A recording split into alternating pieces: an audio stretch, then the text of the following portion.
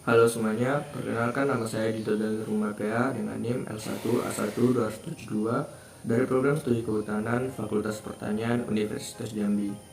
Video ini saya buat bertujuan untuk memenuhi tugas mata kuliah silvikultur yang diampu oleh dosen Bapak Dr. Fors Bambang Irawan, SP MSc IPU. Pada kesempatan kali ini, saya akan menjelaskan sedikit dari materi silvikultur, yaitu menjelaskan tentang keuntungan dan kerugian perbanyakan tanaman secara vegetatif dan generatif. Poin yang akan saya bahas pada video ini ada 4, yaitu yang pertama, apa itu perbanyakan tanaman secara vegetatif. Yang kedua, keuntungan dan kerugian perbanyakan tanaman secara vegetatif. Yang ketiga, apa itu perbanyakan tanaman secara generatif. Dan yang keempat, keuntungan dan kerugian perbanyakan tanaman secara generatif. Poin yang pertama, apa itu perbanyakan tanaman secara vegetatif? Perbanyakan tanaman secara vegetatif adalah perbanyakan tanaman tanpa melalui proses perkawinan. Perbanyakan tanaman secara vegetatif dapat dilakukan mengambil bagian dari tanaman itu sendiri, misalnya batang, daun, umbi, spora, pucuk, dan lain-lain. Poin yang kedua, keuntungan dan kerugian perbanyakan tanaman secara vegetatif. Keuntungan dari perbanyakan tanaman secara vegetatif, yang pertama, sifat tanaman sama dengan induknya. Maksudnya, perbanyakan tanaman dengan cara vegetatif memungkinkan orang untuk memiliki tanaman dengan sifat dan karakter yang dikehendaki, yaitu sama dengan induknya. Namun, perbanyakan secara generatif berasal dari biji sulit diperoleh. Sementara, pada perbanyakan generatif terjadi penyatuan sifat yang dimiliki oleh induk jantan maupun betina. Penyatuan terjadi pada saat pembuahan di mana inti sel telur bersatu dengan inti spermatozoa. Hal ini akan menghasilkan tanaman baru dengan sifat yang berbeda satu sama dengan lainnya. Keuntungan yang kedua, cepat menghasilkan buah. Tanaman hasil perbanyakan vegetatif, misalnya mencangkok, akan cepat menghasilkan buah. Berbeda jika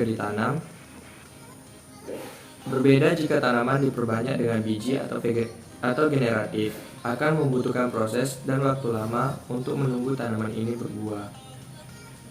Keuntungan yang ketiga, perbanyakan dilakukan kapan saja. Maksudnya, untuk memperbanyak tanaman yang diinginkan dapat dilakukan lebih cepat dan tidak perlu menunggu tumbuhan induk berubah. Artinya, dapat dilakukan lebih cepat dan dilakukan kapan saja. Kerugian perbanyakan tanaman secara vegetatif. Yang pertama, tanaman itu mudah tumbang. Maksudnya, tanaman dari hasil perbanyakan vegetatif umumnya memiliki akar yang tidak kuat karena kurang panjang dan kurang dalam tertanam ke tanah, sehingga mudah tumbang jika ditiup angin kencang. Yang kedua, sedikit keturunan baru. Maksudnya, perbanyakan vegetatif hanya menghasilkan tanaman baru yang terbatas, tergantung berapa sanggup orang memperbanyaknya. Namun, perbanyakan generatif mampu menghasilkan banyak individu baru. Yang ketiga, induk tanaman menjadi terganggu. Perbanyakan vegetatif seperti setek dan cangkok yang terlalu sering pada ranting tanaman induk akan menyebabkan pertumbuhan tanaman induk terganggu sehingga produksinya menurun bahkan mati. Poin yang ketiga, apa itu perbanyakan tanaman secara generatif? Perbanyakan tanaman secara generatif adalah perbanyakan tanaman yang berasal dari biji. Setelah terjadinya penyerbukan, inti generatif serbuk sari akan membelah menjadi 2 sel sperma atau gamet jantan. Poin yang keempat, keuntungan dan kerugian perbanyakan tanaman secara generatif. Keuntungan dari perbanyakan tanaman secara generatif adalah yang pertama, tanaman dapat diperoleh dengan lebih mudah dan lebih cepat. Maksudnya, adapun bahan tanam pada pembiakan generatif adalah berupa biji atau benih. Ukuran benihnya lebih kecil dibanding dengan tanaman induknya, sehingga dapat dihasilkan dalam jumlah yang besar. Oleh karena ukuran bijinya kecil, maka memberikan kesempatan untuk penyebaran biji yang lebih jauh. Yang kedua, tanaman memiliki sistem perakaran yang lebih kuat. Tanaman memiliki akar atau sistem perakaran yang lebih kokoh dan rimbun. Karenanya, Tanaman yang ditumbuhkan dengan biji lebih sering dimanfaatkan sebagai batang bawah untuk okulasi.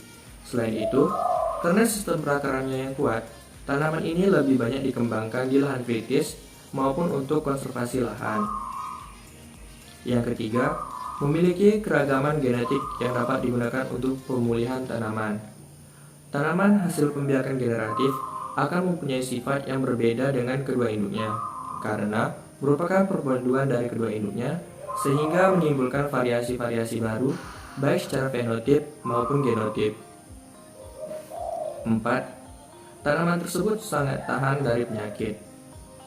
Tanaman yang berkembang biak secara generatif umumnya memiliki daya adaptasi tinggi terhadap kondisi lingkungannya. Di samping itu, tanaman dari perkembangbiakan generatif juga umumnya cenderung lebih produktif. Yang kelima, varietas-varietas baru lebih mudah diperoleh melalui proses menghilangkan.